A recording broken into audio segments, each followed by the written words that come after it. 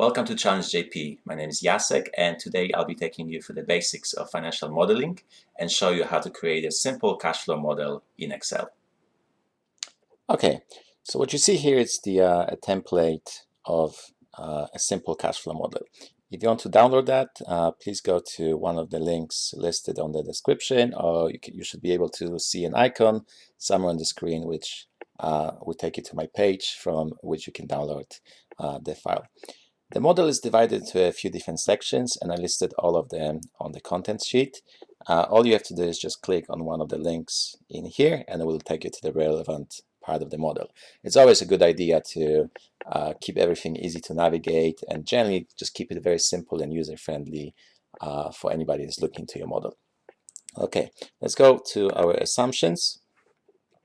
And assumption page or assumption book is one of the most important part of the model. This is where you list all the main drivers of your revenues and cost that will be used to make all the calculation in the cash flow model here on this sheet next to the assumptions.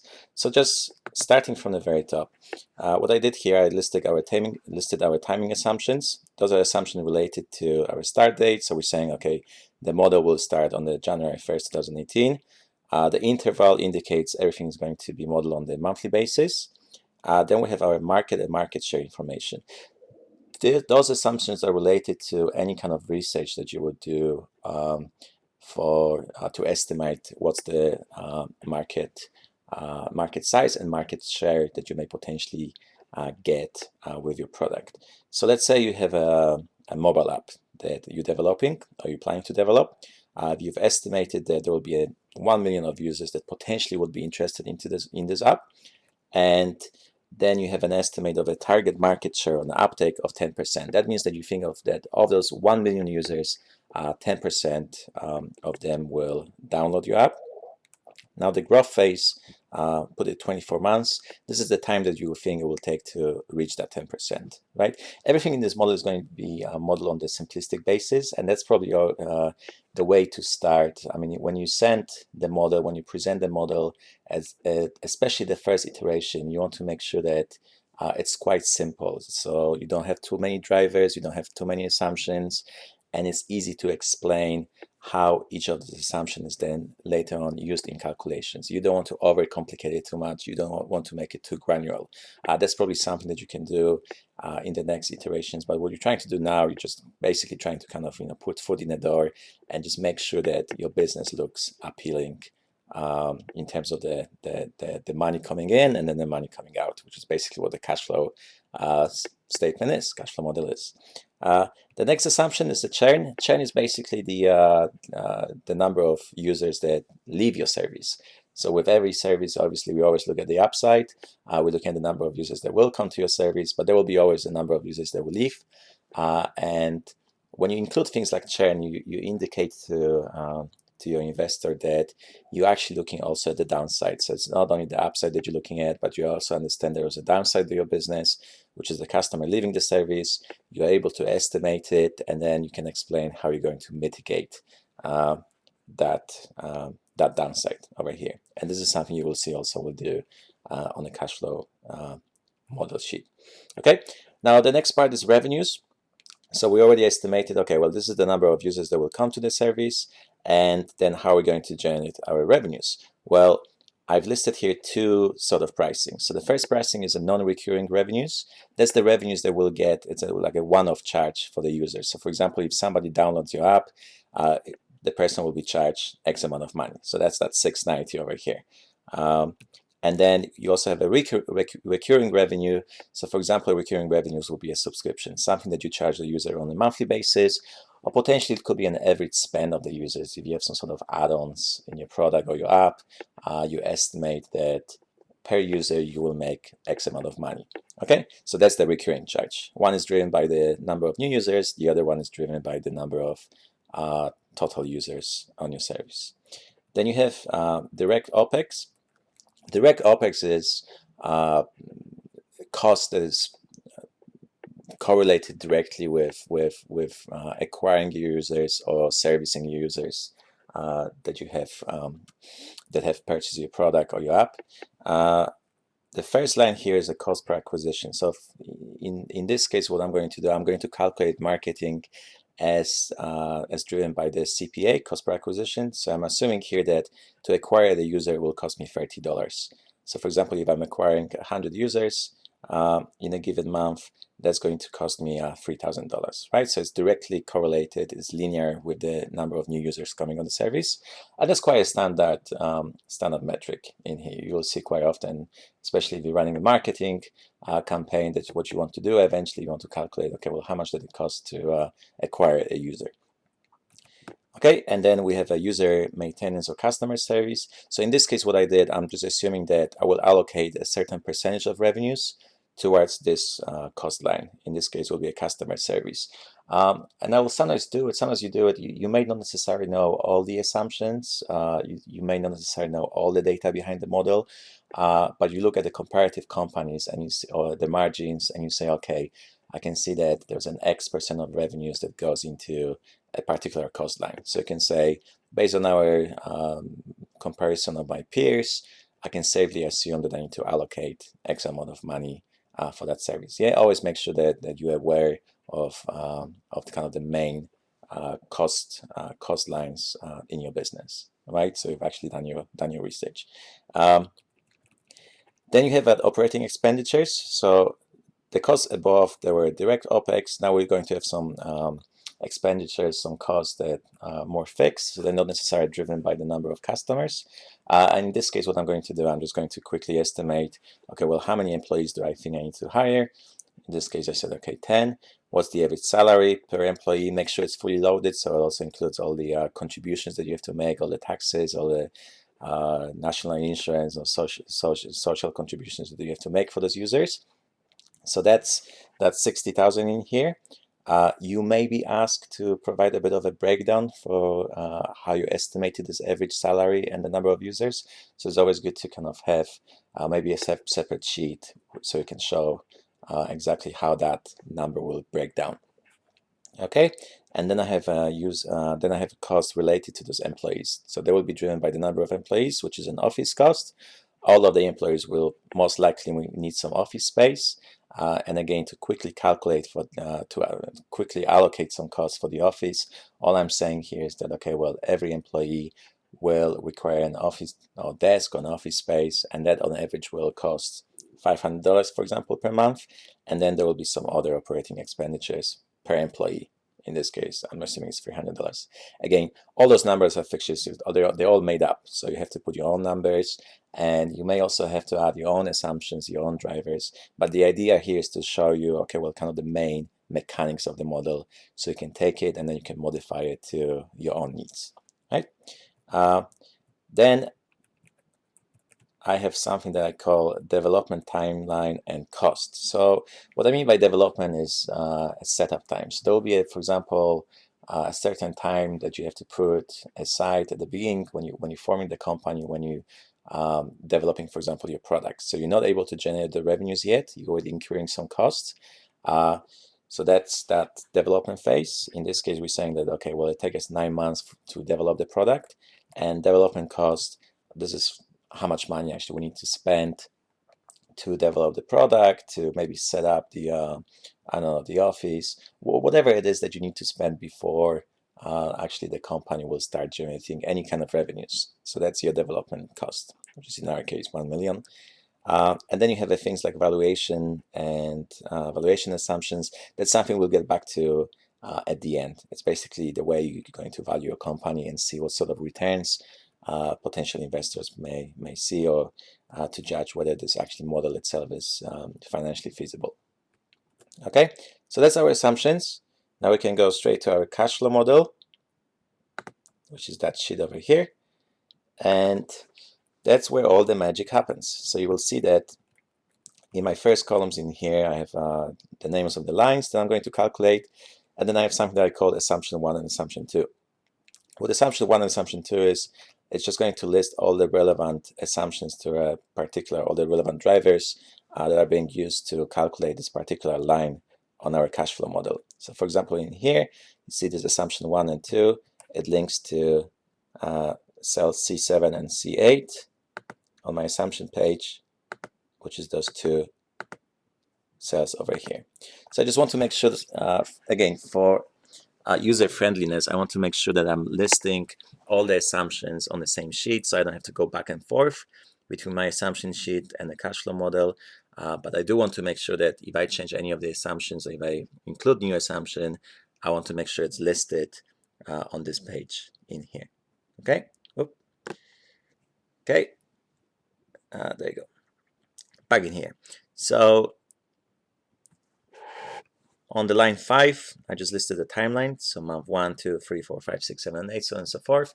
I'm just modeling that on a 5-year basis. So you're going to have 60 columns in here, from 1 to 60. Then I have my date, which is driven by that assumption of the start date. So that's just going to say, okay, well, what's month 1 in terms of the actual date that I'm assuming it's going to be here in the model. Then I have my year, which I'm going to use later on to quickly summarize my revenues and my cost, to create the summaries basically. Okay, and then just below here, what I have in here, I have those 2 lines, development period and a growth period. You will recall that I assume that it's going to take us 24 months to grow our market, our user base, and then it's going to take us 9 months to actually develop the product itself. So those 2 assumptions are linked to the cells in here, and that creates what we call switches or flags. So basically, we want to indicate that in this particular month, for example, month 5, the company it's in its development period, and for example, on the month 10, that's when the growth period starts, right? And it lasts for 24 months. And to create those switches, I'm just using if formulas in here. If formulas is probably one of the most important formula that you will have to get yourself familiar with if you want to create models. There's a lot of different conditions in the models, so that's where the if formula comes very, very handy. And then those switches will then be very useful when we make some different calculation for the development or for the growth calculation. Okay, going down. So what I'm doing at the moment, I'm just listing all the main drivers. So we're starting with our user base, addressable users. That's the 1 million that we talked about. And then we have our uptake, right? This line you can call an uptake curve. So what we're saying in here that once that growth period starts, you see it starts here with the switch goes to from 0 to 1. You will see that we start growing our uptake from 0% to 0.4, 0.8, 1.3, and so on and so forth. So over 24 months, we want to get to 10%, right? This is our target uptake that we had in our assumption page.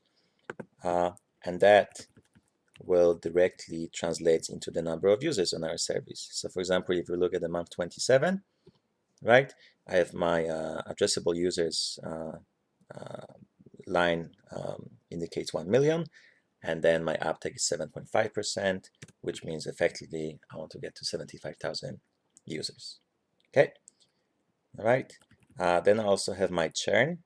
So for instance, in here, what we're saying is that, okay, well, I have 41,000 users, but then I know because of my churn assumption is that 5% of them will leave the service. So that's my negative number.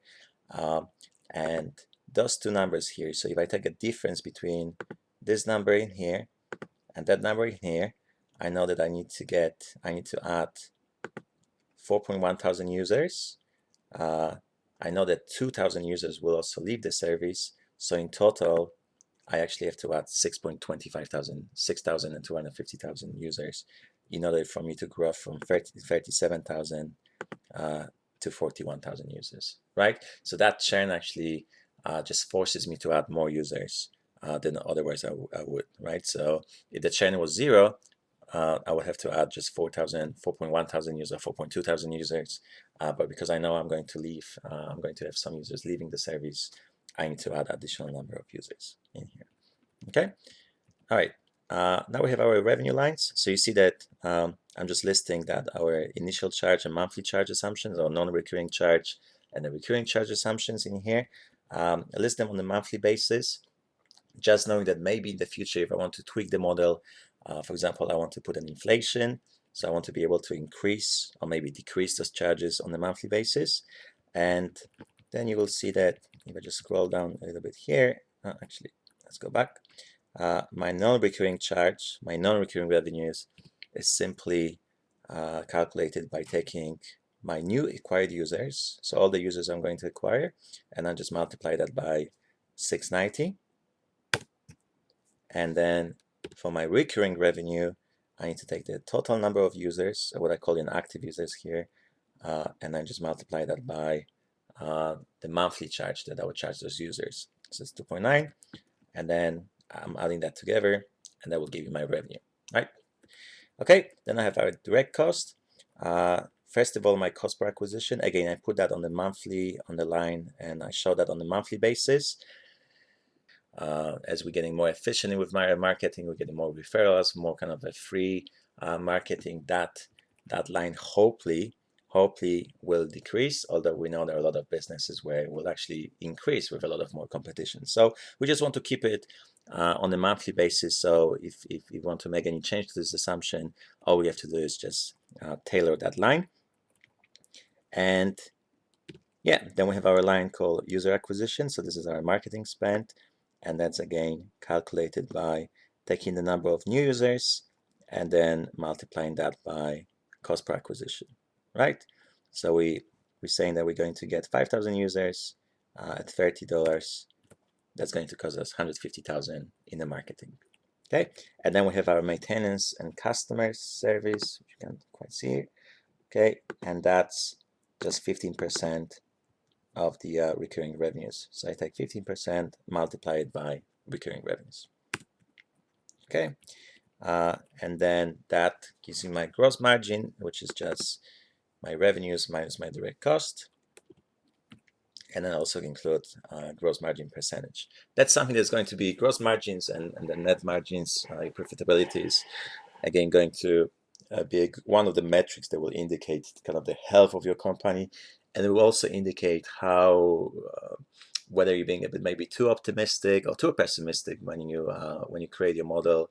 So usually what happens is that you want to compare those metrics to your competitors or anyone that's close, any company that looks closely to what you're trying to model, just to again make sure that you're being sensible in here and you're being realistic. Okay. Then we have our operating cost. So again, what we assumed before is that we're going to have 10 employees. Average salary on a monthly basis is 5,000. We had a 60,000 average salary on an annual basis. That's 5,000. Again, I put it all on the modeling that on the monthly basis, assuming that again, may want to put an inflation in here and maybe actually increase those costs, which is most likely what's going to happen. That may be a bit too optimistic in here. And that calculates my salaries. So it's just 5,000 multiplied by 10, number of employees. I also assume that office, I'm allocating $500 per month per employee for an office space. That's being multiplied by 10, 5,000, and then 300 other OPEX. Again, I'm making this multiplication here. So together, I get to 58,000. That's my 58,000 OPEX. That gives us our EBITDA. And EBITDA, this is earnings before interest, tax, depreciation, and amortization, indicating my margins. Yeah. And then what I have in here, I'm going to have my CapEx line on my development costs, which I'm going to put below my EBITDA line. I want to separate the product development line into a different section of this cash flow. So what we said before is that, okay, well, I'm going to spend 1 million of my money on developing the product, and what I'm going to do with that 1 million I'm going to spread over 9 months. And remember what we had at the very beginning, we assumed that there will be 9 months that we allocate towards the development of the company. And all I'm doing in here, I'm just saying, okay, well, take that 1 million, divided by 9, yeah, and then multiply it by that switch.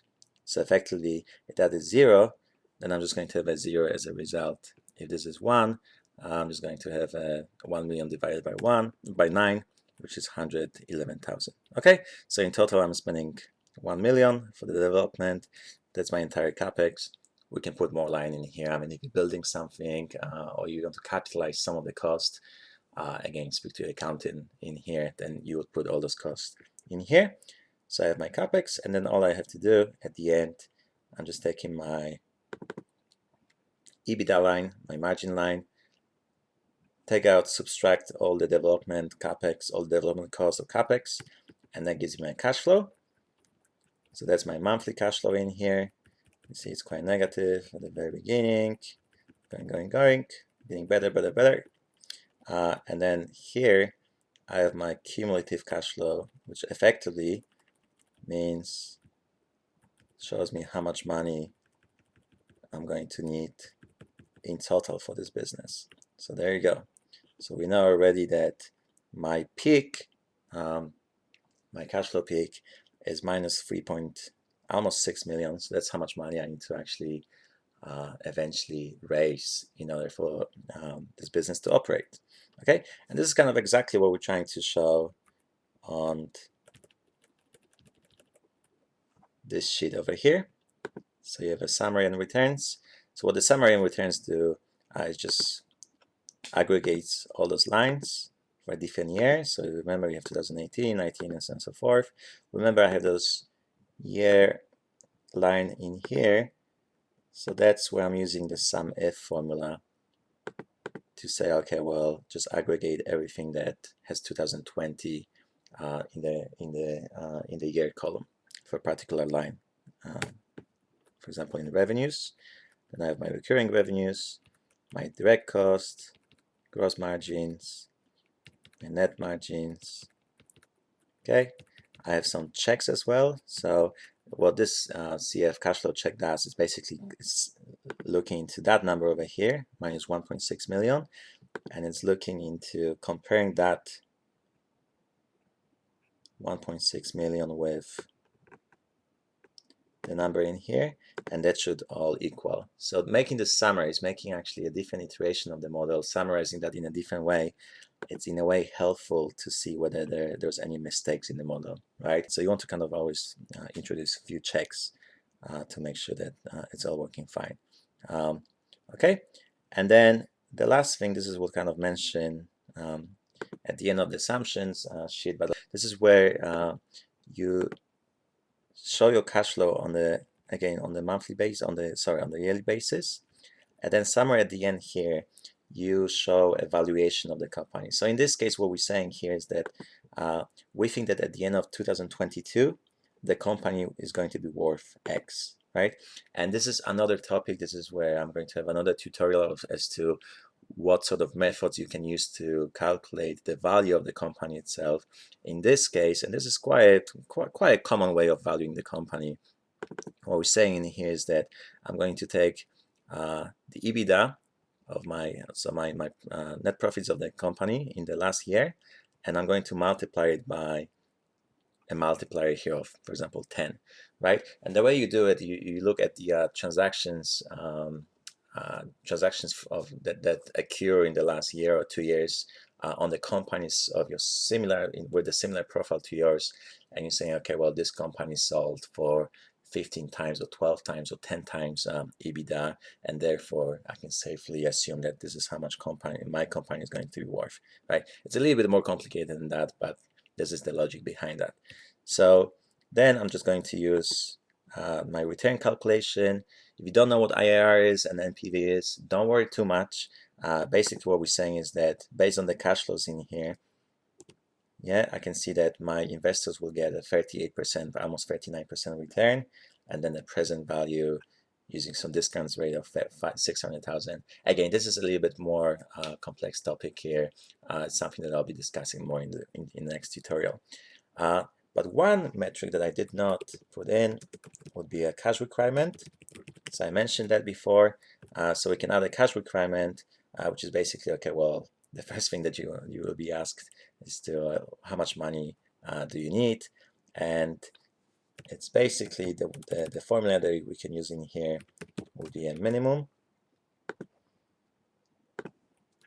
We'll go to that line over here, close the bracket. So I want to find what's the minimum number in my cumulative cash line, right? And this minimum number was 3.8 million, almost 3.6 million. Let's just put a minus here. So what we're saying in here is, okay, well, my cash requirement is going to be a 3.6 million. This is how much money actually I need to raise, right? This is going to be my ask. And then there's a different ways you can model that. You can say, okay, I need that over a period of time, or I need it right away. Again, we'll touch on this topic when we in one of my next tutorials. Just very quickly going through it. What I also did here, I put all the information here on the graph. You want to make sure that you have some nice graphs behind. You try to visualize all your summaries and your information on your sheet, and it's something that's easy to copy and paste, right? So if you're preparing a PowerPoint presentation, just make sure that all this information is very easy to get from Excel. I also included some sheet which is references. You will see that somewhere here in the column. Yeah, next to all those lines, I've included links that will take you to those reference sheet. That just explains some of the formulas that that I use here. I simply didn't have enough time just to go through every single formula, but it kind of explains the logic behind each of these lines. And just very quickly, just to show you how now the model works, we put all the information together. We have our summary page, and we have our returns. A very healthy return of 40%. The next thing that you're going to do with the model, or your investor is going to do with the model, is to see, okay, I want to see how a change in my assumption will influence the model itself. So for example, the first thing that you're going to be probably asked is to say, okay, what happens if that target market share goes from 10% to a 5%, right? So maybe you're being too optimistic, maybe you can only capture 5% of the market. Remember, before we had a 38% of the return, suddenly the returns become negative, right? So this is where you start doing what we call a sensitivity analysis, and this is exactly how you start building a different scenarios with the model, and this is exactly what I'm going to be addressing in my next tutorial. Well, I hope you enjoyed this tutorial. If you did, please don't forget to subscribe to my channel. If you have any questions or you need more information about my consulting services or one-to-one Excel courses, please go to www.challengegp.com. I'm looking forward to seeing you again. Thank you very much.